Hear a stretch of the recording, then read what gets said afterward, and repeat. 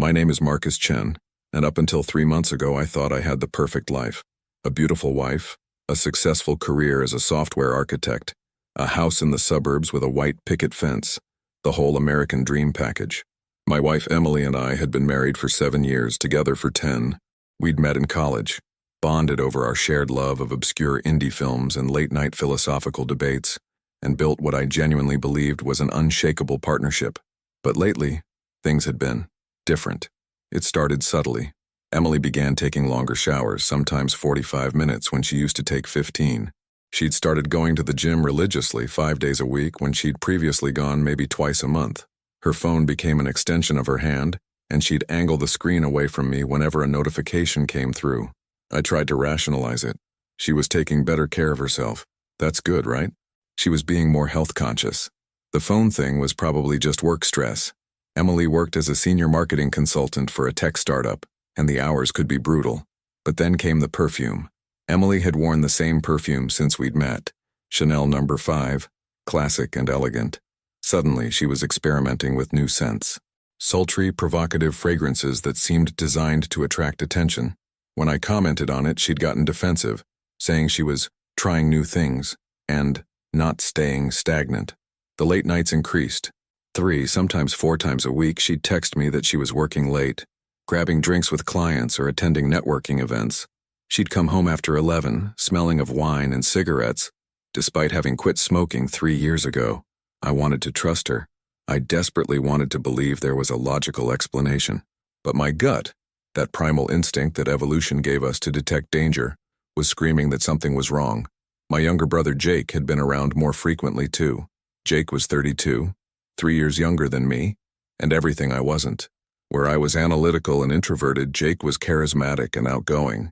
He worked in sales for a luxury car dealership and had that effortless charm that made everyone love him, women especially. Jake would drop by our house 2 or 3 times a week. He'd stay for dinner, watch football games with me, help me with yard work. Emily seemed to genuinely enjoy his company, which I appreciated. I'd heard horror stories of wives who couldn't stand their husbands' families. But Emily and Jake got along great. Inside jokes, playful teasing, genuine friendship. Looking back now, I realize how blind I was. How all the pieces were right there in front of me, forming a picture I refused to see. Part 2. The Discovery. It was a rainy Saturday in late October when my world collapsed. Emily had driven to Hartford to visit her mother, a monthly tradition she never missed. She'd left early that morning around 7, kissing me on the forehead and promising to bring back some of her mom's famous apple pie. I had the house to myself, which was rare these days. I decided to be productive, tackle some of the chores that had piled up. Laundry was at the top of the list. Our hampers were overflowing, and Emily had specifically asked me to wash some of her work clothes before she got back. I started in our bedroom gathering clothes from the floor in the hamper. Emily was usually meticulous about organization, but lately she'd been leaving things scattered around. I picked up blazers, blouses, pants, creating organized piles. That's when I noticed her closet door was ajar. We'd had one of those fancy California closet systems installed last year, Emily's birthday present to herself. She'd spent weeks organizing it, color-coding her clothes, arranging shoes by season, creating a space that looked like it belonged in a magazine. As I pushed the door open wider, reaching for some clothes on the upper shelves, a stack of folded sweaters caught my eye.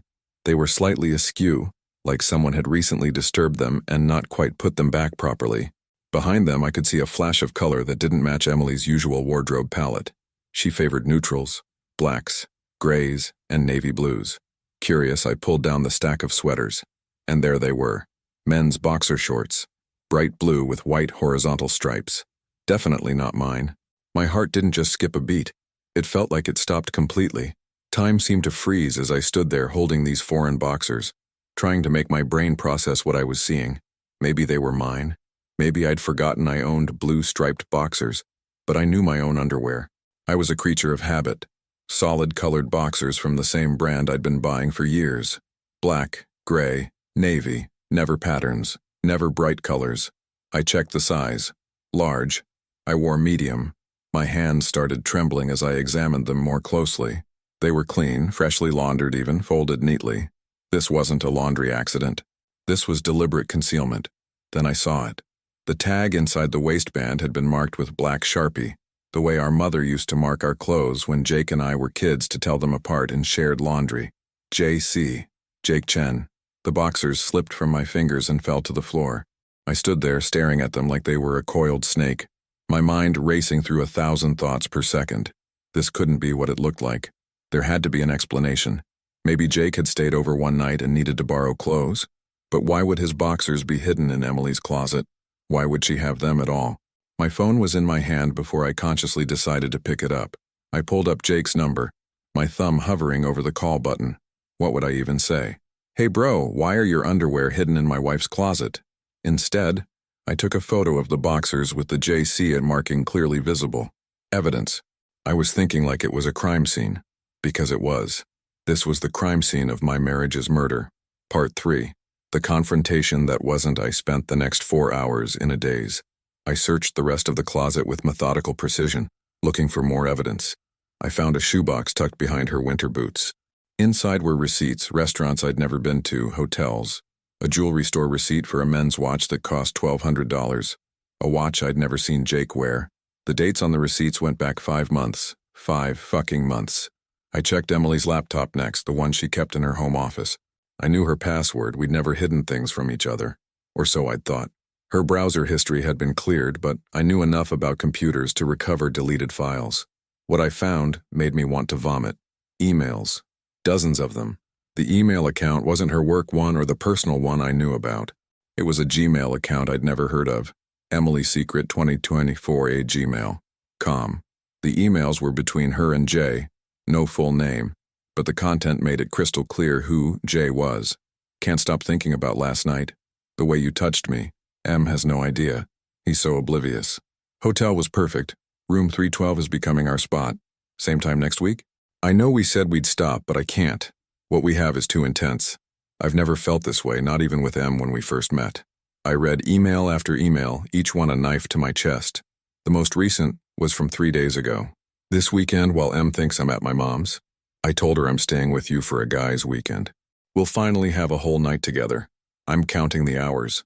My wife wasn't in Hartford visiting her mother. She was with my brother. Right now. At this very moment. They were together, probably in some hotel room, doing things I couldn't let myself imagine. I should have felt rage, fury, the desire to drive to wherever they were and confront them, but instead I felt numb, like my body had activated some kind of emotional emergency shutdown to protect me from the full weight of this betrayal. I sat on the floor of Emily's office for, I don't know how long, an hour? 2? The sun was setting, casting long shadows across the room. My phone buzzed multiple times, texts from Emily with cute emojis telling me about her day with Mom, asking if I wanted her to bring home Chinese food tomorrow night. The audacity of the lies was almost impressive. Finally, I stood up. I had a decision to make. Confront them immediately. Wait for Emily to come home. Call Jake first. Lawyer up and document everything before either of them knew I was aware. I chose option 4. Investigate further. I needed to know everything. How long, how often, where, why. I needed the complete picture before I decided how to burn their world down. Part 4. The surveillance. I didn't sleep that night. Instead, I created a timeline. Using the receipts, emails, and credit card statements I'd accessed through our joint account, I mapped out their affair with the precision of a detective. Every Thursday night when Emily claimed to have client dinners, she was with Jake. The weekend in September when Emily said she was at a marketing conference in Boston, hotel receipt showed 2 occupants, and Jake had coincidentally been out of town that same weekend. The Sunday afternoon visits Jake made to our house over the past few months suddenly made sickening sense. He wasn't coming to see me. He was coming to see her.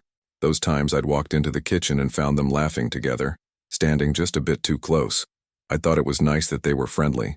I was such a fool. I thought about our last family gathering just 2 weeks ago, my parents' 40th wedding anniversary. Jake had given a toast about the importance of loyalty and family. Emily had squeezed my hand and smiled. The whole time they'd been sleeping together. The whole time they'd been making a mockery of everything our family stood for. My phone rang around midnight. Jake's name appeared on the screen. My finger hovered over the decline button, but curiosity won out. 1. Hey man. Jake's voice came through, casual and warm. Just wanted to check if you're free tomorrow afternoon. Thought we could catch the game, grab some beers. The normalcy of his tone was staggering. He was in bed with my wife, or had been recently, and he was calling me to make plans like nothing was wrong. Can't tomorrow, I managed to say, my voice surprisingly steady. Busy with work stuff. All good. How about during the week sometime? Actually, I might swing by Tuesday evening if that works. Tuesday. I checked the email timeline. Emily had a work dinner on Tuesday. Sure, I heard myself say. Tuesday works. Perfect. See you then, bro. Love you. Love you. He said it so easily, the way we'd always ended our calls since we were kids. A familial reflex that now felt like acid in my ears. Yeah, I said. You too. I hung up and immediately felt disgusted with myself. Why had I said it back? Why was I playing along? Because I needed time. Time to plan. Time to document. Time to figure out how to destroy them both with maximum precision and minimal damage to myself. Part 5. The Performance. Emily came home Sunday evening as planned, all smiles and carrying a pie from her mother. She kissed me, chatted about her weekend, showed me photos on her phone of her and her mom at a farmer's market. I played along, asked about her mom's health, complimented the pie, made love to her that night with a desperation that she mistook for passion. I needed to see if I could tell, if I could feel the difference, knowing she'd been with him, if her body would betray her secret. It didn't. She responded the way she always did, said the things she always said. Either she was an incredible actress or compartmentalization was easier than I'd thought possible. Tuesday came. Jake showed up around 7, case of beer in hand, wearing a smile that I wanted to punch off his face. We settled into the living room. Emily joined us wearing a dress that seemed too nice for a quiet evening at home. Around 8:30, her phone buzzed. She glanced at it, then at me. Babe, I'm so sorry, that's work. The client dinner tonight, I completely forgot. It's been on the calendar for weeks. She was good. The apologetic tone, the frustrated sigh. I have to go. Should be back by 11. I watched her gather her things, touch up her makeup in the hall mirror. Jake was scrolling through his phone, the picture of casual disinterest. Hey, actually, Jake said, looking up, I should probably head out too. Got an early morning tomorrow. They left within 5 minutes of each other. Not together, of course, that would be too obvious. I waited exactly 10 minutes, then grabbed my car keys. I'd installed a tracking app on Emily's phone 2 days ago, something I'd felt guilty about at the time but now felt entirely justified. The app showed her location moving toward downtown, stopping at the Riverside Hotel. I drove there, parked in the lot across the street, and watched. 20 minutes later, Jake's BMW pulled in. He got out, looked around casually, then walked into the hotel lobby like he owned the place. I sat in my car for 2 hours watching the window of room 312, the room Emily had mentioned in her emails. The lights were on. At one point, I saw shadows moving behind the curtains, 2 figures merging into one. I took photos, time-stamped photos. Then I drove home and waited. Emily came back at 11:15, exactly when she said she would. Her hair was slightly messed up, her lipstick reapplied imperfectly. She smelled like hotel soap and cologne, Jake's cologne, the one I'd gotten him for his birthday last year. How was the dinner? I asked from the couch, my voice neutral. Exhausting, she sighed, dropping onto the couch next to me. These clients are so demanding, but I think we're close to closing the deal. She leaned against me and I wrapped my arm around her, feeling the warmth of her body, the body that had been pressed against my brother's an hour ago. I'm proud of you, I said, working so hard, being so dedicated. She smiled up at me, and in that moment, I saw the stranger she'd become. This woman who could lie so effortlessly, who could betray me with such ease, who could fuck my brother and then come home and cuddle with me like nothing was wrong. Part 6. The trap I spent the next week being the perfect husband. I brought Emily flowers, made her favorite dinner, suggested a weekend getaway, just the two of us to reconnect. She loved the idea, seemed genuinely touched by the gesture. You've been so attentive lately, she said one night, stroking my hair as we lay in bed. Is everything okay? Everything's perfect, I lied. I just realized I've been taking you for granted, taking us for granted. I want to do better. She kissed me softly. I love you so much, Marcus. The words should have warmed my heart.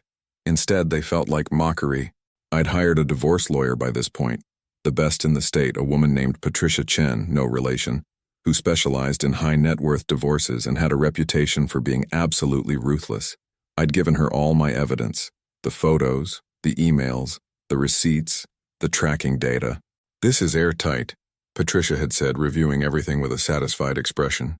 Massachusetts is technically a no-fault divorce state, but this level of evidence will absolutely impact asset division and any potential alimony claims.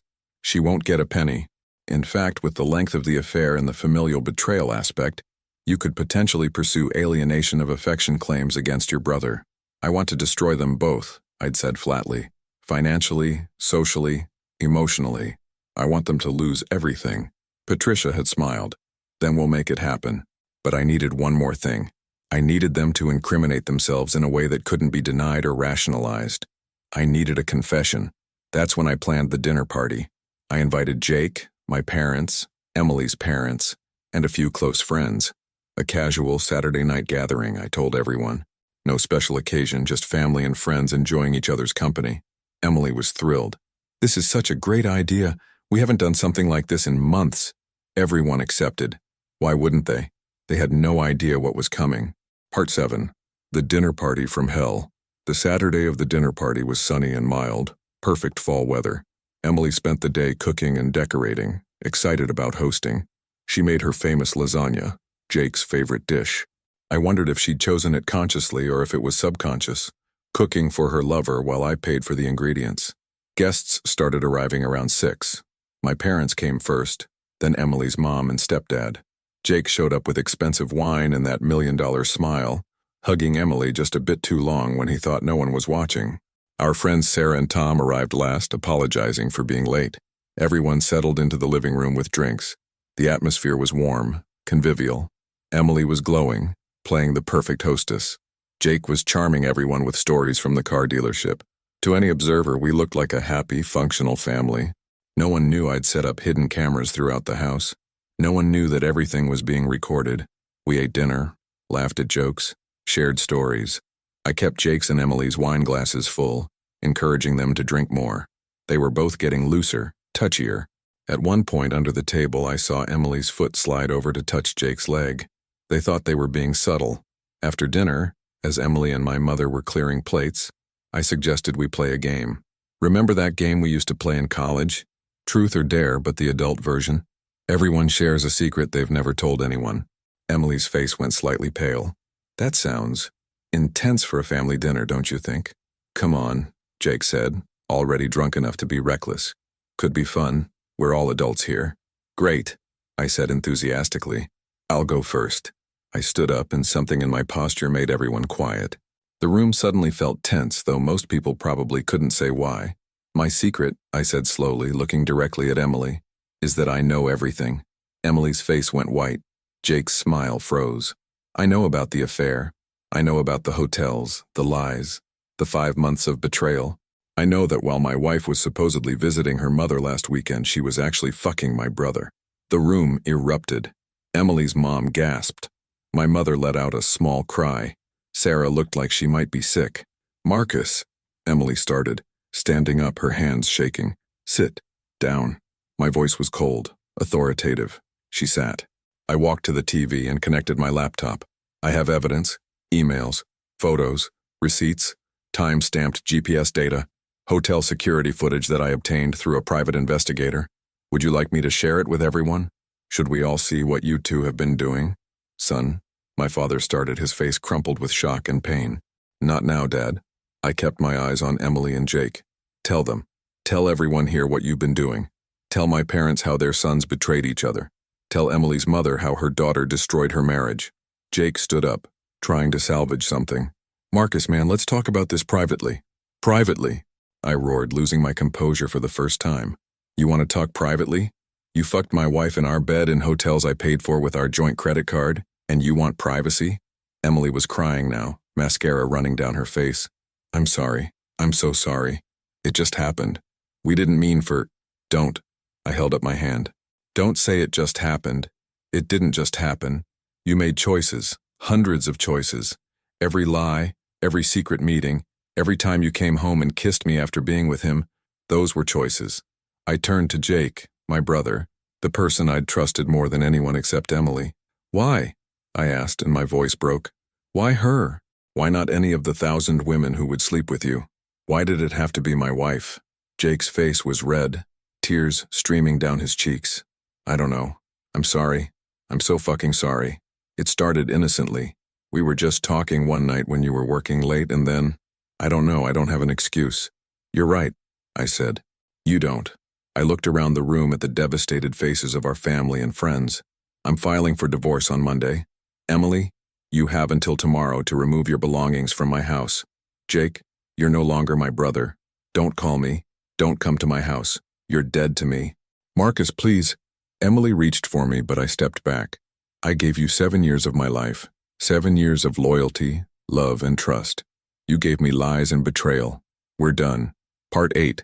The aftermath. The next few weeks were a blur of legal proceedings, family drama, and emotional devastation. Emily moved out the next day, staying with her mother. She tried to call, text, email. I blocked her on everything. She showed up at the house twice. I called the police both times and filed for a restraining order. Jake tried to apologize through our parents. Our father was heartbroken, caught between his 2 sons. Our mother refused to speak to Jake for months, couldn't even look at him. The family was fractured, potentially irreparably. The divorce was finalized within 4 months. Patricia was as ruthless as promised. Emily got nothing. No alimony, minimal asset division. The prenup I'd insisted on 7 years ago, much to her protest at the time, protected most of my assets. She walked away with her car, her personal belongings, and the shame of being known as the woman who cheated with her husband's brother.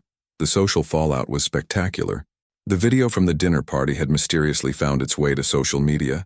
Not from me directly, of course, but from someone who'd been there. It went viral locally. Emily lost clients. Jake was asked to leave the dealership. Their reputations were destroyed.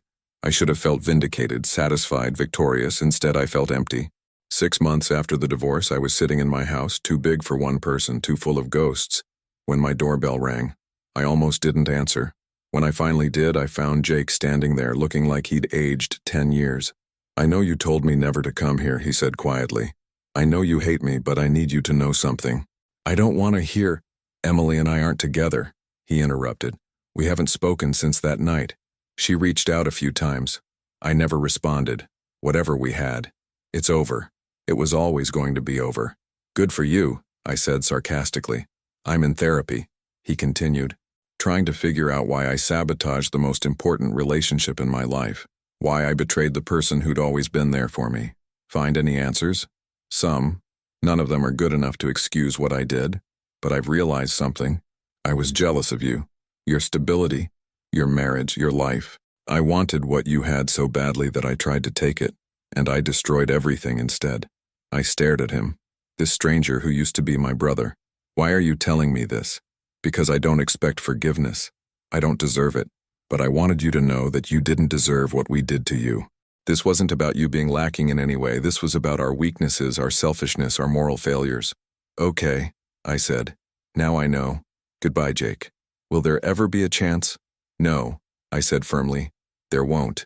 You're not my brother anymore. You're just a guy I used to know who taught me that trust is for fools. I closed the door and listened to his footsteps receding down the path. Part 9. Rebuilding. A year after the divorce, I sold the house. Too many memories. Too many ghosts. I bought a condo downtown, smaller but modern, with floor-to-ceiling windows that let in lots of light. A place with no history, no baggage. I threw myself into work, took on bigger projects, traveled for consulting gigs. I dated casually. Nothing serious. Always making it clear up front that I wasn't looking for commitment. The therapist I'd started seeing said I was protecting myself, building walls. She was probably right. My relationship with my parents slowly healed. They understood I needed distance from Jake, respected that boundary. Family gatherings became complicated affairs where Jake and I were never invited to the same events. Holidays were divided up like custody of a child. I heard through the grapevine that Emily had moved to California, trying to start over where no one knew her story. She'd apparently gotten engaged to someone she'd met online. I felt nothing hearing that news. Not anger, not jealousy, not even relief. Just nothing. Jake had apparently gotten serious help, was still in therapy, had moved to a different state. I didn't ask for details. I didn't care. One evening, about 18 months after the dinner party that ended my marriage, I was at a coffee shop working on my laptop when someone sat down across from me. This seat taken? I looked up to find a woman about my age with kind eyes and a warm smile. It is now, I heard myself say. Her name was Rachel. She was a graphic designer, recently divorced herself, though under much less dramatic circumstances, and had a laugh that made me remember what genuine joy felt like. We talked for 3 hours that first day. She had no idea who I was, hadn't heard my story. To her, I was just Marcus, a guy in a coffee shop, a blank slate, a fresh start. On our third date, I told her everything. About Emily, about Jake, about the betrayal and the revenge and the aftermath. I watched her face carefully, waiting for judgment or pity or that calculating look people get when they think you're damaged goods. Instead, she reached across the table and took my hand. "That's horrible," she said simply. "You didn't deserve that. But it also doesn't define you unless you let it." "How do I not let it?" I asked, genuinely wanting to know. "You already started," she said. "You're here. You're trying. You're open to meeting someone new. That takes courage." Part 10. Epilogue. It's been 3 years since I found those boxers in Emily's closet. 3 years since my life imploded and I had to rebuild from the wreckage. Rachel and I have been together for a year and a half now. We recently moved in together, not into my old house or hers, but a new place we chose together. A fresh start for both of us. I don't talk to Jake, I probably never will. That bridge isn't just burned, it's been nuked from orbit. My parents have accepted this, though I know it breaks their hearts. Some betrayals are simply too deep to forgive. I saw Emily once, about 6 months ago. She was in Boston for work, and we accidentally ended up in the same restaurant. Our eyes met across the room. She looked like she wanted to come over, maybe try to talk.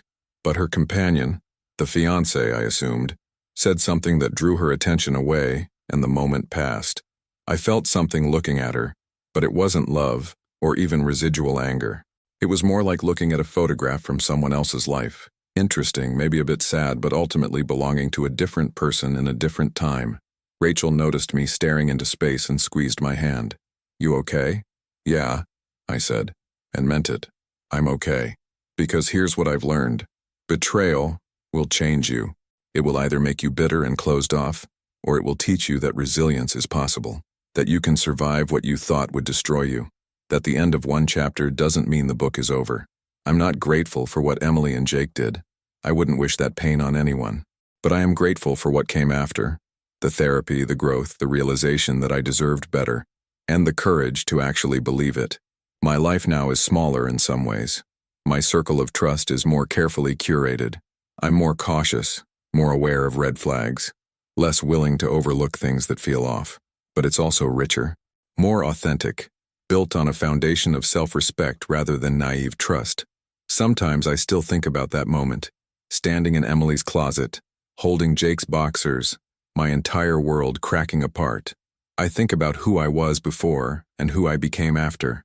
The man before was trusting to a fault, willing to ignore his instincts, desperate to believe the best in people.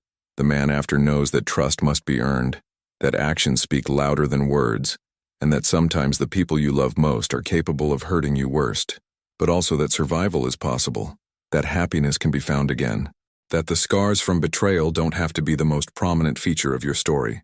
They're just part of it, a chapter you survived, a lesson you learned, a fire you walked through and came out the other side, not unscathed, but stronger. Last week, Rachel asked me if I'd ever want to get married again. A year ago, I would have said absolutely not, that I'd learned my lesson, that marriage was a trap, that trust was for suckers. But sitting there with her, in our home, with this life we're building together, I found myself saying, maybe, someday, with the right person. She smiled. Good answer. And it was. Because healing isn't about forgetting what happened or pretending the pain wasn't real. It's about integrating the experience into your story without letting it be the only story you tell. I am Marcus Chen.